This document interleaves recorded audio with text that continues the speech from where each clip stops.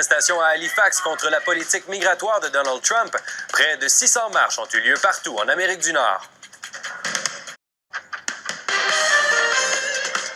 Des milliers de personnes manifestent dans de nombreuses villes des États-Unis et du Canada contre la politique migratoire du président Donald Trump. On fait le point après la pause.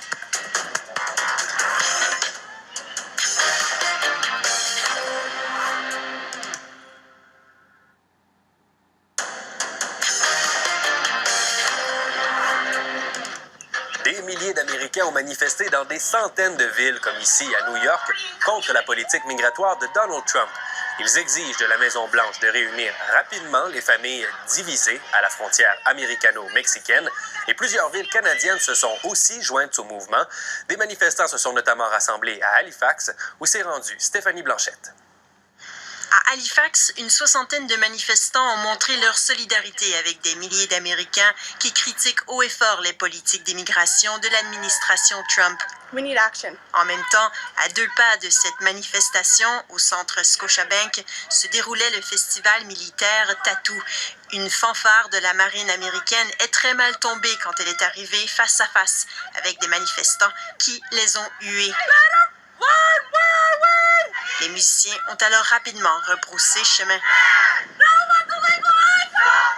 Les participants ont pris le temps d'écrire des cartes postales à leurs députés et au premier ministre pour leur demander de prendre position dans cette crise. All of a sudden, he's silent. Cette manifestante reproche au gouvernement canadien de rester silencieux face à la situation. D'autres manifestants disent qu'il faudrait regarder dans sa cour avant de critiquer son voisin.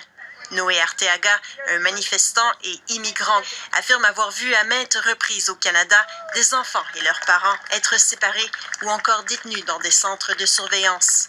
Mais le problème, c'est les déclarations de M. Trudeau.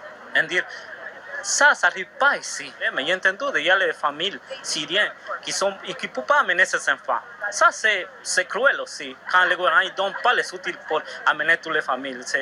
Il demande au premier ministre de lancer un message clair en faveur de la réunification familiale de tous les migrants. Aux États-Unis, plus de 2000 enfants sont encore séparés de leurs parents. Ici Stéphanie Blanchet, Radio-Canada, Halifax.